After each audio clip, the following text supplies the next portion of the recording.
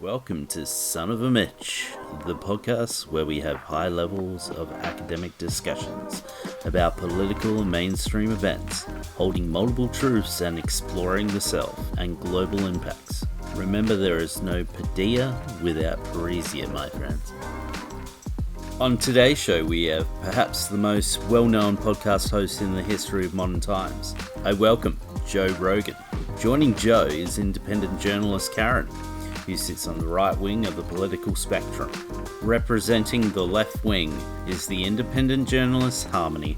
We'll be discussing the events of 2021, where during the final months of the year, there was a global cry for his podcast to be removed.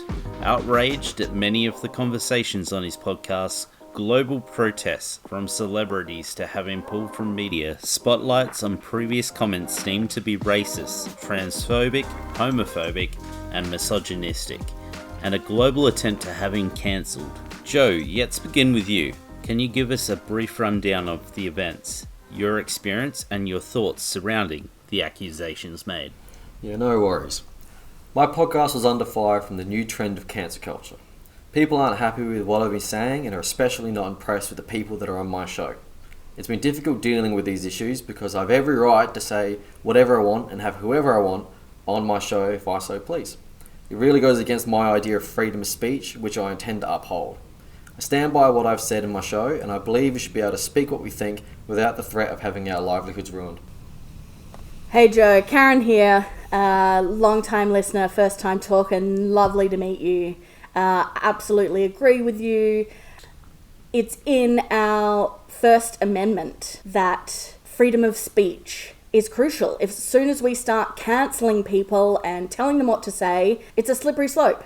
Hi there. Thank you, Mitch, for having me on this podcast. To anyone who doesn't know me, I am Harmony. I'm an independent journalist, and today I will be representing the left wing. And firstly, I would like to counter what Joe referred to as a trend in cancel culture, as I believe cancelling is not a trend but a powerful force where those who once did not have a voice now do have a voice to take action in regards to things they don't agree with or find particularly dangerous to overall society. I would like to bring to attention, Joe, how many guests have been on your show representing the right wing and how much you are amplifying voices that directly harm and damage and cause violence to the minorities and people who do not have voices or do not have the right spaces to have their voices heard. The way that you are advocating and amplifying the voices of those who have ideologies that go directly against what we're trying to build as a society is not okay, it's dangerous. And I really believe that there is a good reason why there has been such a global outcry for your cancelling. Yeah, thanks. I understand what you're trying to say. And I acknowledge that your views are your views, and we all have a right to our own views. But, in my opinion, no matter what side is arguing, everybody needs a voice. And no matter if I have left-wing people coming onto my show, or so-called right-wing people coming onto my show, I'd still be coming under fire from the other side, regardless. So if I had left-wing people on, and they were on all the time, I'd have the right-wing after me. And if I had right-wing people on my show, I'd have left-wing after me. And so there's nothing I can change about it. You are so right, Joe. Everyone is just supposed to be so woke, but I mean, come on, let's be real. This is all about cancelling for the sake of having my voice heard. And don't think it's all peaceful protests from the left. What about all those people in that university that, I think it was Berkeley University, that they were all on the left and it was all about cancel culture and that turned into violence. So, what do you have to say about that? Thank you for sharing your thoughts, Karen. I understand with what you're saying in regards to that there is violence coming from the left. I would reiterate that there is also violence coming from the right. And at such extreme times in our society, we're at a boiling point now where the only way to match that level of outrage and violence coming from the right is to use the same method in which we demand to be heard. Again, I recognize that there are outliers and violence extreme on the left that I do not condone and I do not support. I also don't believe that you can condone and speak out against violence when the right reflects more violence than any other point on any of the political spectrums. So you're in agreement with me. You agree that people on your side have caused violence. You said it right there. I mean, what about all these other issues coming about because of being woke? And I think I heard something about trans people wanting to get into UFC. Like, that to me is just totally whack, not woke. Joe, would you like to comment on that, seeing as though that is one of the accusations made against you in terms of the cancelling?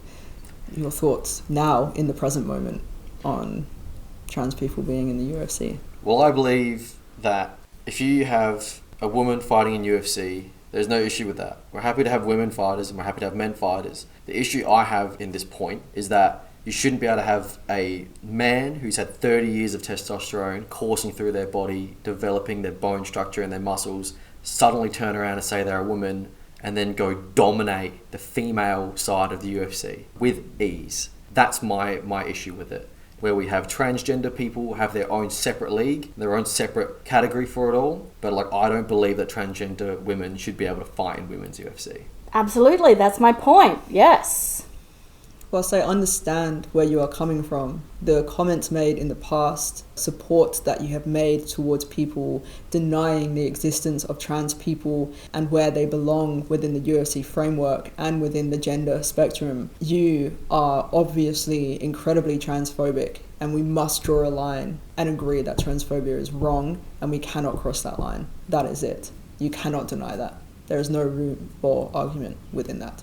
I can see that, Harmony, you've reached a dead end in your ability to support your claims and form a solid argument. Joe, let's come back to you. What are your opinions on cancelling culture now that you've experienced it yourself? Honestly, I think it's a really vicious way of just trying to silence people purely because you don't believe in what they're saying. It has such a huge impact on everything that's going on, and it's impacted me and my family and my livelihood and everything I've worked for and built, and suddenly it's getting torn out from underneath me. Cancel culture has become a very left-wing action. Harmony, can you open a discussion surrounding this? The age of the internet and mass social connection finally has given the people the power to take action in large groups with shared beliefs, values, and desires for a more equal and just society. Those who previously have not had a voice now have the platform. Those who previously never had a space to talk into now have a space to talk into. When we go about cancelling someone, it means that their speech, what they are saying, what they are preaching, their ideology, what they believe in, is violent to the people that are oppressed by these beliefs and values. There is no place in the world that we want to build for people like this. We want a fair and just society. I don't understand what you're saying half the time. I feel like we're speaking a different language. But what I want to get back to is what happened to freedom of speech. We're trying to protect the institutions and foundations of what makes our country so great, which is in the Constitution. And we have to protect it from ideas and movements that threaten it. What precisely do you believe is threatening the institutions that you are fighting so hard to protect? First, you cancel certain people that you don't like. Then all of a sudden you're going to cancel Joe Rogan himself. That's freedom of speech. What next? Just open the borders and let everyone in? How we evolve as a society is when we amplify and advocate for those who have been oppressed, abused, and reduced to less than human under the society that you are trying so hard to protect. America is built on the back of black slaves. This is why you'll advocate for Joe Rogan, a misogynistic, transphobic racist, to be allowed a voice when he already has the privilege to be somewhere where he will already always be heard, letting anybody in that is just as racist as the 28 racist comments Joe Rogan has made within his career. That's it. I'm not going to sit here again and be accused like this.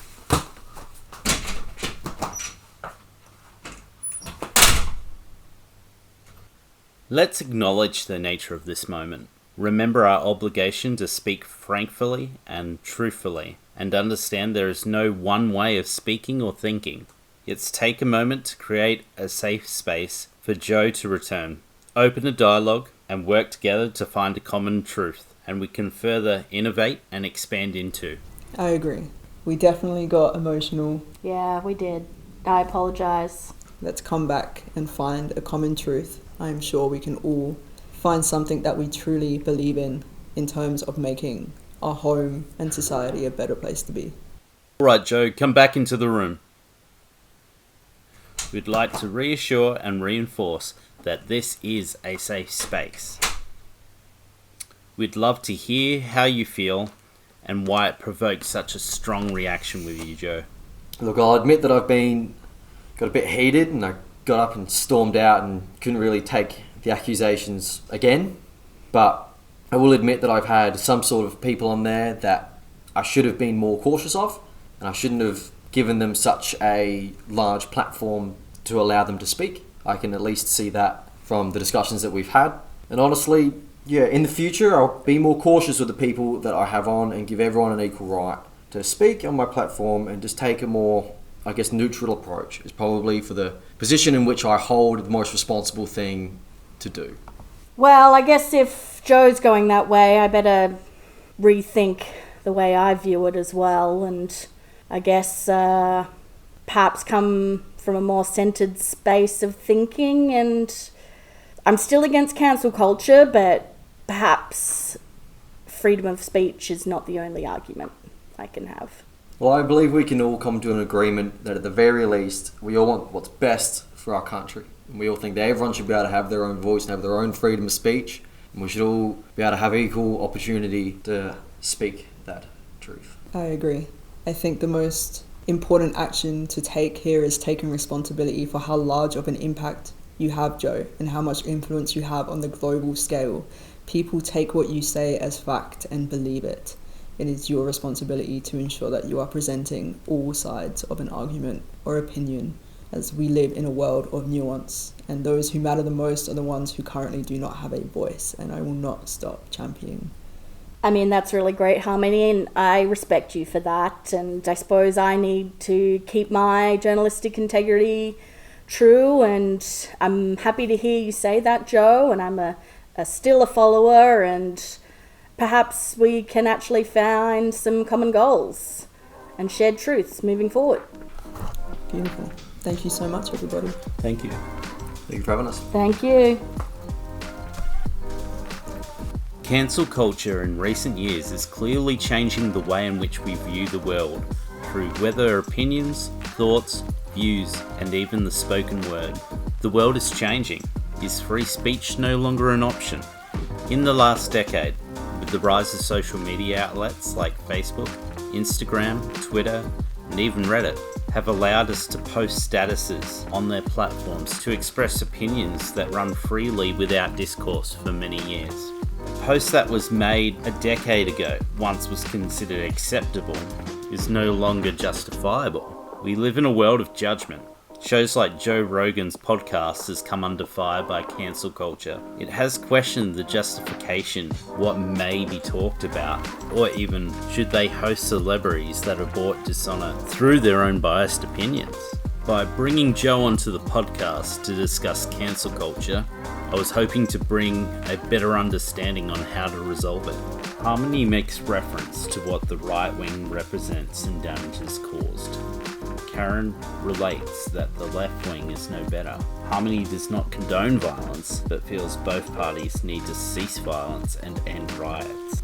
Karen pokes fun at Harmony's calm demeanour to justify transgender fighters in the UFC. Joe repeats his justification for unfair fights, the imbalances with bone structure and testosterone, and the difference of separate divisions might be the only solution. Harmony calls out Joe for his 28 previously degrading comments and using transphobic slurs. As the host, I de-escalate the situation. Joe discusses cancel culture and the repercussions in which have damaged his livelihood, whilst Harmony continues with cancel culture, giving her the chance to be a voice for the voiceless, giving equality to societies, bring an end to violence against the repressed. Karen does not wish for change.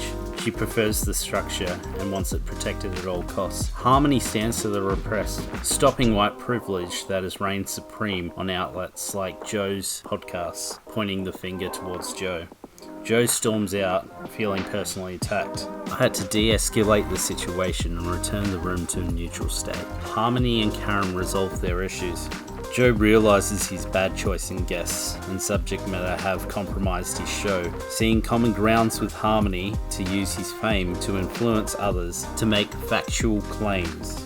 Seeing common grounds with Harmony, Joe decides to use his fame to influence others by making factual claims, build equality and not biased, and be the people's advocate for the repressed. Through the discussion of cancel culture, Joe, Harmony, and Karen all find closure. They part ways with a more equality-based way of thinking, bringing closure through common goals, fighting for the repressed, being able to voice their opinions without ridicule, justifying reasons and solutions to the problem. And I look forward to more podcasts like this. This is Mitch. Thanks for joining me. Until next time, signing out.